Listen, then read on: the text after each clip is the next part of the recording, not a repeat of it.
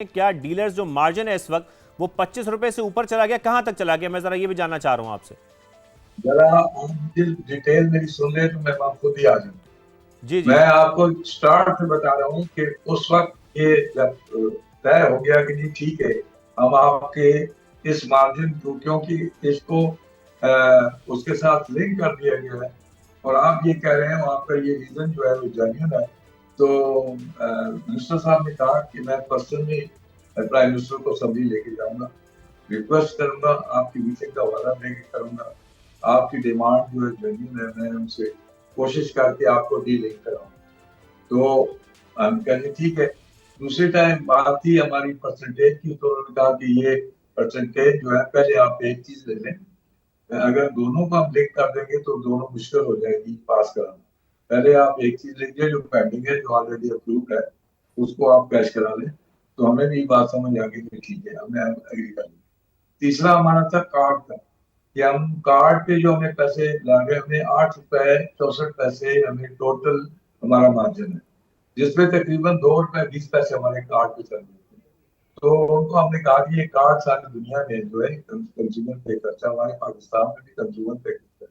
आप कोई चीज खरीदने जाते हैं तो उसके साथ एक जो बिल आता है उसके ऊपर लिखा होता है कि इतने परसेंट टैक्स जो है वो कस्टमर ने पे करना है। तो हमारे ऊपर ये, क्योंकि हम हमारी जो प्राइस है ओला फिक्स करती है, गवर्नमेंट फिक्स करती अच्छा, है, हम इसके एक पैसा भी एक नहीं। चीज मलिक साहब यहाँ पे जरा क्लियर कीजिएगा। हुकूमत इस बात पे कन्विंस्ड है कि अभी नहीं तो बाद में वो आपकी इस बात को तस्लीम कर लेंगे, जो आप लोगों की ये डिमांड है कि जो यौमिया तब्दीली की जाती है कीमतों में, इसको ना किया जाए? मैं इस पे आ रहा हूँ, पहले मैं एक मिनट समझ से सुन लूं। तो ये इस पे फैसला हो गया, तो उसने मिनिस्टर ने कहा कि मैं बैंकिंग काउंसिल के जफर साहब हैं, मैं उनको सुबह 7 लिखूंगा और सुबह ही आपकी योजना के डायरेक्टर जनरल से मीटिंग कराता हूँ, तो कैलकुलेशन सारी उनके पास है। आप उनको कन्विंस करें, उनको बताया तो ये काम आपका हो जाए। दूसरे दिन हम मिले उनसे, उन्होंने उन्होंने भी कहा कि ठीक है, आपका जेन्युइन पॉइंट। मिनिस्टर ने खत लिख दिया, उन्होंने हमारे उस पे काम हो गया कि जो हमें ट्रांजैक्शन पे लगता था, वो हमें ट्रांजैक्शन पे टोटल अमाउंट पे लगता था, वो अब लेटर पे फिक्स कर दिया 1 रुपीज। तो उसने कम से कम, मैं नेचुरल बता देता हूँ कि 70% हमें उसमें जो रिलीफ मिल गया। तो हमने प्राइम मिनिस्टर का शुक्रिया किया, मैंने खत भी लेके मिनिस्टर साहब को, सही। प्राइम मिनिस्टर का शुक्रिया दिया। अब उसके बाद अगली बात आ गई कि आप जो सवाल कर रहे हैं कि जी जी। जो डे टू डे वाला है, 24 आवर्स का मैकेनिज्म है, उन्होंने हमें बताया कि हमारे ऊपर ये जो ईस्ट की वार है, इसके ऊपर एक बारगो लगा हुआ है कि जब तक ये वार है तब तक ये इसी तरह से चलेगा, इसको आगे पीछे नहीं कर सकेंगे। तो हमने कहा कि जी ये बात तो अब नॉर्मल हो गई है और हमें तो बहुत नुकसान हो रहा है, हमें तो रोज कैपिटल हमारा खत्म हो रहा है, जो हमारा हमारे पास सरमाया है जिससे हम पेट्रोल परचेज करते हैं, वो दिन ब दिन लास्ट होने लिए हमारा सरमाया खत्म हो रहा है। तो उन्होंने कहा कि ठीक है, मैं सही। इसकी भी दूसरी ठीक है, सब्जेक्ट ठीक भी है मलिक साहब हमारे मैं साथ बात रहे। करता शकील हूँ। साहब, ये बड़ा अहम मामला इसलिए भी है, अब ये हुकूमत इसमें ये जवाब पेश करेगी कि जब तक वॉर चल रही है हम इस तरीके से इस मार्जिन को रिवाइज करते रहेंगे, ये जो हमारी डेली प्राइसेस है इसका तयन रोजाना की बुनियाद पर करते रहेंगे। और दूसरी जानब जो डीलर्स मार्जिन है उसका भी अल्टीमेटली जो बोझ है शकील साहब, वो तो आवाम पर ही आएगा। इसका मतलब है कीमतें फिर एक तरह से हम देखेंगे कि आवाम पर जो बोझ है वो बढ़ता जा रहा है। बिल्कुल शाहजेब, ऐसा ही है। इस मुल्क के अंदर जो कारोबारी तबका है वो तो हुकूमत के साथ फाइट करके, दबाव डाल करके, हड़ताल करके अपना हक ले लेता है, और अल्टीमेटली हुकूमत अगर रिलीफ दे भी देती है तो उसका बोझ आम आदमी की जेब पर ही जाता है, क्योंकि आम आदमी जो है वो मजबूर है, वो पे करेगा, हर हाल में करेगा, क्योंकि अब तो वो लोग स्ट्राइक या प्रोटेस्ट भी नहीं करते, लेकिन कारोबारी तबका जो है उसकी जो बिजनेस कॉस्ट बढ़ती है तो वो उसका बोझ अल्टीमेटली पर चला जाता है। और यही वजह है कि अब जो डीलर्स मार्जिन है वो तकरीबन 10 रुपये फी लीटर जो करने की मंजूरी दी गई है, इसका इतलाक होगा आने वाले महीनों में, लेकिन इसका बोझ आवाम के ऊपर ही आएगा। और आप देखें कि ना सिर्फ dealers margin, petroleum levy, freight margin, oil marketing कंपनियों का मार्जिन, फिर कस्टम ड्यूटी, ये सारा जो बोझ है तकरीबन 131 रुपये 57 पैसे पेट्रोल के ऊपर और डीजल पर 121 रुपये 44 पैसे, ये सारा आवाम की जेब के ऊपर जा रहा है, उसको हिट कर रहा है। असल प्राइस पेट्रोल और डीजल की कहीं कम है, लेकिन ये सारे मार्जिन, सारे टैक्सेस मिलाकर आवाम की जेब के ऊपर बोझ डाला जा रहा है और उसकी परचेजिंग पावर कम हो रही है, उसकी रियल इनकम में इजाफा नहीं हो रहा, उसको मुश्किलात का सामना है। और आप देखिएगा कि IMF का डेलीगेशन सितंबर में पाकिस्तान आ रहा है, तो हुकूमत ने वादा किया हुआ है कि बिजली और गैस की कीमतों में नज़रसानी करेंगे और अल्टीमेटली इसमें मजीद इजाफा होगा।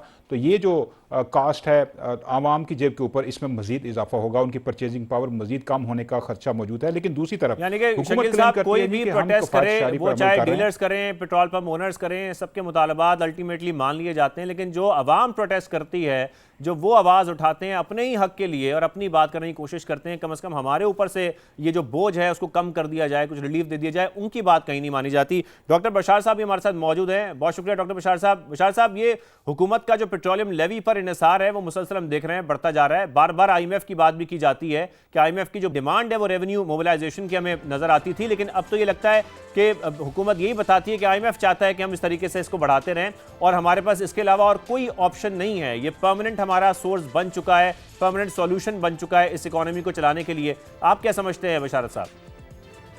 IMF तो उसने तो ये भी कहा हुआ है कि आप जो है रिटेलर्स पर टैक्स लगाएं। उसने ये भी कहा हुआ है कि आप जिम्मेदारों पे, जिनकी अरबों रुपए साल की आमदन है, बड़े जिम्मेदार हैं, उन पर भी आप टैक्स लगाएं।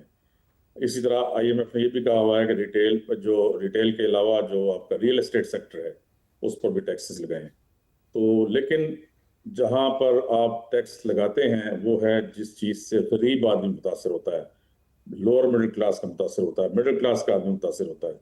आप ये देखिए कि मैं आपको थोड़ा सा बता दूं कि फाइनेंशियल ईयर 25-26 में एक्चुअल कलेक्शन की गई है पेट्रोलियम लेवी की, वो है 1.567 ट्रिलियन रुपीस, यानी 1.56 खरब रुपए गरीब लोगों से इकट्ठे किए गए हैं कार्बन इसके जो है पेट्रोलियम लेवी के मद में। और अब फाइनेंशियल ईयर 26-27 के लिए टारगेट रखा गया है 1.676 ट्रिलियन का। अब आप देख लें कि ये कार्बन लेवी है क्या, कितनी होती है, उससे आपको अंदाजा हो जाएगा कि किस तरीके से गरीब आदमी को, मैं समझता हूँ कि लूटा जा रहा है और उसका इस्तेहसाल किया जा रहा है कि उसके पास खाने को पैसा नहीं है, उसके पास अपने बच्चों को पढ़ाई के लिए फीसें देने का पैसा नहीं है, उसके पास इलाज मुआवजे का अपने और अपने खानदान के लिए, अपने बच्चों के लिए पैसा नहीं है, उसके पास किराया देने का अपने घर का, उसके पास बिजली के बिल देने के पैसे नहीं है, उसके पास गैस का बिल देने के पैसे नहीं है, और उसके ऊपर आप टैक्सेस पर टैक्स लगाए जा रहे हैं। अब पेट्रोल पे जो एक्स फैक्ट्री प्राइस है वो है 202 रुपए 80 पैसे। इस पेट्रोल लेवी आप लगा देते हैं 80 रुपए, क्लाइमेट सपोर्ट लेवी है 5 रुपए, ये अभी बढ़ाई गई है, इसे डबल किया गया, 2.5 रुपए थी पहले, ये 1 महीना पहले बढ़ाया गया।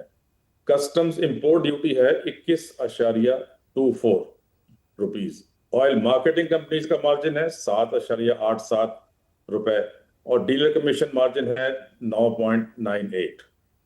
इनलैंड फ्रेट इक्विलाइजेशन मार्जिन है 8.54। जनरल सेल्स टैक्स खैर नहीं है। इस तरह टोटल नॉन रिफाइनरी एडिशन जो है 142 रुपए 63 पैसे बन जाते हैं पेट्रोल पे और 120 रुपए 37 पैसे बन जाते हैं डीजल पर। अब आप ये देखिए कि 142 रुपए एक आदमी 1 लीटर पर दे रहा है। एक मोटर बाइक ओनर है, वो 2 लीटर सिर्फ पेट्रोल डालता है एक दिन में, उसने मजदूरी करनी है, वो बाइकिया का काम करता है या कोई और काम करता है, 2 लीटर पेट्रोल पे उसको 142 को जरा 2 से दे लें तो ये तकरीबन जो है ना, ये बिल्कुल आपकी ये बात अगर इस तरीके से देखी जाए ये बोझ बढ़ता है। लेकिन डॉक्टर बशार साहब, अगर हम अदा को भी देखें, गुज़श्ता साल जो माली साल था उसमें टारगेट से 99 अरब रुपए ज्यादा वसूल किए गए, फिर 1567 अरब रुपए पेट्रोलियम लेवी भी वसूल की गई। इस हवाले से मैं आपसे बात करना चाहता हूँ, ये दादोशुमार को अगर देखा जाए जो गुज़श्ता माली साल के हैं, इसमें टारगेट से भी 99 अरब रुपए ज्यादा, तकरीबन 1567 अरब रुपए पेट्रोलियम लेवी वसूल की गई। देखिए, इसके साथ साथ कुछ और भी चीज़ें हैं, बिजली बिलों पर जो टैक्स है वो भी है, गैस सरचार्ज की बात भी कर ली जाए तो एक साल के दौरान वो 2000 अरब रुपए की भारी रकम भी सिर्फ पेट्रोलियम, बिजली और गैस के शोबों से वसूल की जा रही है। यानी कि सब बातें करने का मकसद ये है कि हुकूमत अपनी आमदन बढ़ाने के लिए इन अहम यूटिलिटीज़ का भी इस्तेमाल कर रही है, और फिर ज़ाहिर है जब हम बात कर रहे हैं अवाम की तो वही सारा बोझ अवाम की जो है ना कंधों पर आता है। जी देखिए ना, आमदनी जिस तरीके से बढ़ाई जाती है उस तरफ तो इसलिए नहीं जा सकते। आमदनी कैसे बढ़ाई जाएगी? आपकी जो है इंडस्ट्री काम करेगी, आपको वहां से जो है टैक्सेस आएंगे, रेवेन्यू आएगा, आपकी एक्सपोर्ट्स बढ़ेंगी, उससे आएगा। लेकिन जब आप बिजली जो है अपने मुल्क में वो 60 रुपए की डोमेस्टिक कंज्यूमर को, 70 रुपए का यूनिट जो है वो कमर्शियल कंज्यूमर को आप देंगे, मुझे बताएं कि कितनी इंडस्ट्रियां चल सकती हैं। ये जो रेट्स हैं, ये जो टैरिफ्स हैं, ये आपके रीजन में 4 गुना ज्यादा हैं, इंडिया, बांग्लादेश और श्रीलंका और नेपाल के मुकाबले में। तो जब आप 4 गुना महंगी बिजली और 4 गुना महंगी गैस देंगे इंडस्ट्री को, तो मुझे बताएं कि आपकी एक्सपोर्ट्स बढ़ेंगी या कम होगी? आपके सही। पास जो बेरोजगारी बढ़ेगी या कम होगी? लाखों लोग इस वजह से बेरोजगार हुए हैं कि इंडस्ट्री बंद हो रही है। आपने गैस और बिजली इतनी महंगी कर दी है, जहां पर आपको सिर्फ 7 से 8 हजार मेगावाट सर्दियों में चाहिए बिजली और तकरीबन 22 हजार मेगावाट आपको गर्मियों में चाहिए, ऊपर आपका ग्रिड ही नहीं ले सकता। वहां आपने 50 हजार मेगावाट के करीब के जनरेशन लाइसेंस इशू कर दिए, राइट। कैपेसिटी डेवलप कर दी सही है। सही, आपका तो कमेंट आ गया। फैसल साहब, एक practically- कमेंट मैं आपसे चाहता हूं कि आखिर में फिर हुकूमत ऐसे क्या इख्तियार कर सकती है कि पैसा तो हुकूमत ज़ाहिर है रेवेन्यू जनरेशन तो उनको करनी है, लेकिन ये बोझ अवाम के ऊपर इस तरीके से ना आए। क्या वो आमदन के मुतबादल ज़राए हैं जिसको अपनाया जा सकता है? ज़ाहिर है जब हम टैक्स ब्रॉडनिंग की बात करते हैं, ब्रॉडनिंग की, ओवरऑल नेट की, तो वो भी बहुत ज़रूरी है इस वक्त FBR के लिए। देखें sir, broadening of tax base पे हुकूमत इस वक्त कोई काम नहीं कर रही।